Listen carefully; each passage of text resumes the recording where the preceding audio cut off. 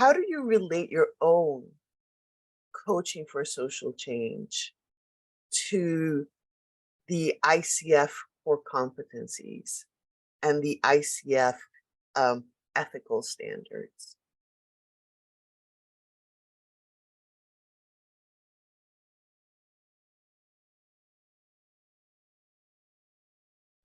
I could start if, Go ahead, Teddy. yeah. I have to be brutally honest. Right before the change of the coaching competency, I heard I'm sorry, I don't remember who said it to quote the right coach, but it bugged me that the coach was saying, someone approached him to ask, you coaches are making rich people richer. And that hurt so much that I made a promise to myself that I'm not going to be coaching people that can pay me. On the contrary, and I'm very happy that in the new competency model, there is this new competency, embody a coaching mindset. And I think that's the key. All the other competencies existed before, but there was something that I was missing, and it is exactly the human behind the coaching skills, the coaching school, the approach, the model. And I believe that embody a coaching mindset is really be the change you want to see in the world. So I would answer to your question. I'm starting with myself. I am aiming every day in my self-reflection moment to just ask myself the right questions and be a better version of myself. Do something for myself, for my family, for the community, for the world, for the climate, for the universe, and call that vision of us being together. Mm. I love embodied coaching mindset. And by the way, as a professional interpreter, it's very difficult to interpret it because all the words there, you could spend hours explaining what they are. Absolutely. Des? I think develops an ethical practice is a big one for me. I think it would be very unethical for us to offer coaching or coach training only to the wealthy, which traditionally it has been. And it started with middle-aged white men. Women are changing the industry now, and it's been pretty, from its inception, inaccessible, unaffordable. And so I think ethically, it's important to open up your practice to pro bono, discounts, sliding scales, income sensitive pricing, working with nonprofits, and making sure that everyone has access to professional coaching. Mm.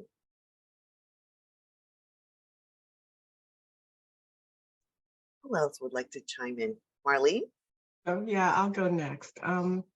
So for me, the maintaining presence, as a CTI trained coach, one of the things that we all know as coaches is that our clients are not broken.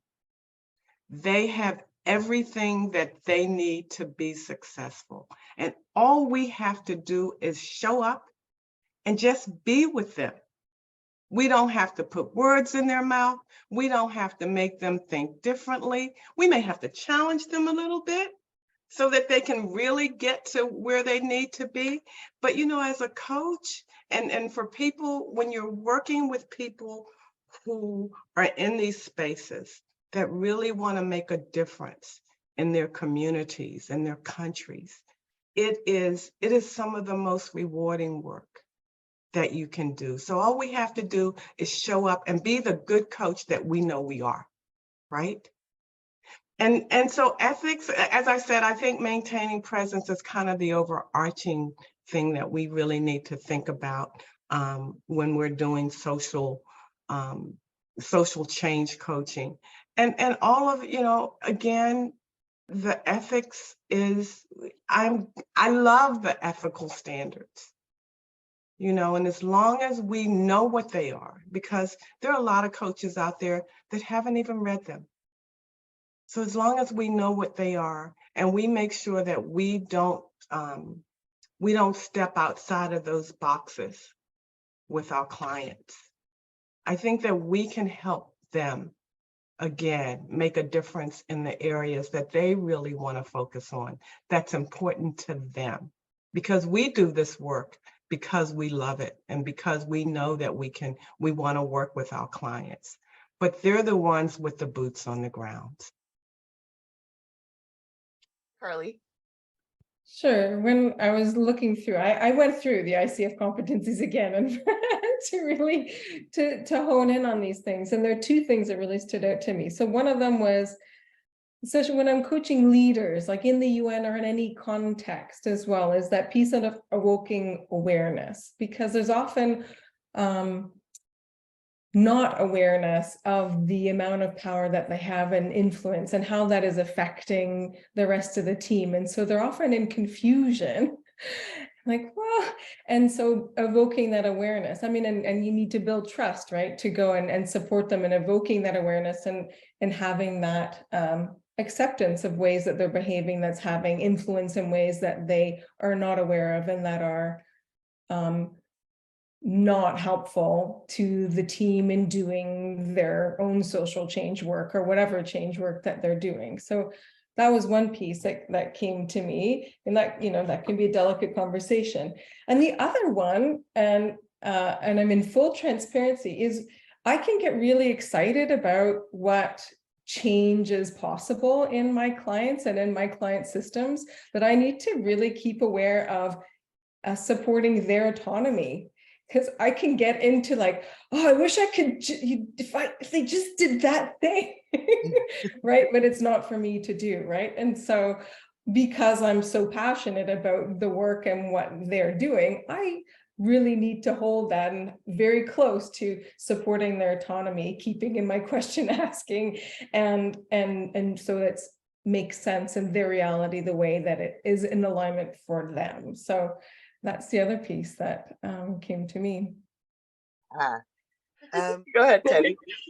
Coaching in itself is coaching change. When you coach a client half a step ahead of who they could be, I'm just using that phrase from a course in Spiral Dynamics Integral that I'm in love with that theory, really to coach them just half a step of, meet them where they are, but coach them half a step ahead through the lens of a holistic approach. And really coaching is in itself social change as long as we focus on it, and treat them as they want to be treated, not treat them as you want to be treated.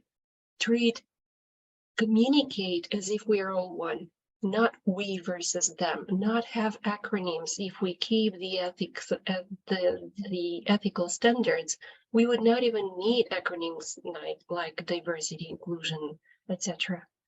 That's my closing. Thank you for the opportunity. I think we could do another one, right? It's a great juicy topic. We could meet again. I know. I'm like, Here. thanks, Teddy. Carly, you had unmuted yourself. Ooh, and then Carly. Sure. Well, you'd also asked, I think in the email, but what was one piece of advice that we might have for somebody who is going to take social change in their coaching? And so that got me thinking, and I think it does. Well, what it inspired in me is really, and what I see in everybody is being really, really connected with the source of inspiration for doing this, like the big why, right, is such a big piece of the inspiration that we have. And so being really clear and really connected with that wellspring that we all need to carry with us, because there are still awful things happening. And you know, we have personal failures as we go, but also we see larger things, right, going on that can be really discouraging. And so I think being connected to that wellspring to sustain us as we move through really difficult social change topics that need to be addressed, and having really difficult conversations sometimes too in that process.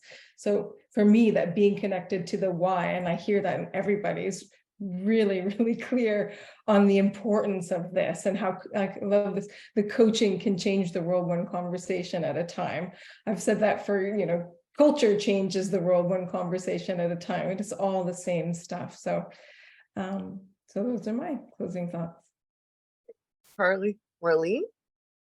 So Carly, you said something interesting about, when we're coaching folks who are really making a difference in the social arena, that we need to remember not to bring our own thoughts into this. So I think, again, because we love this work, we probably are really connected to the work that our clients are doing as coaches, that we need to remember that our job is really to evoke awareness in them so that they can facilitate their own insight. And so that again, it dovetails very nicely with being present with the client, right? That is, I just can't say it enough, that it all kind of comes together once you remember that that's really our job, to help them move forward. And thank you, Christina, for this opportunity to work with, to see these wonderful women who are doing such great things in the world. This is just so exciting.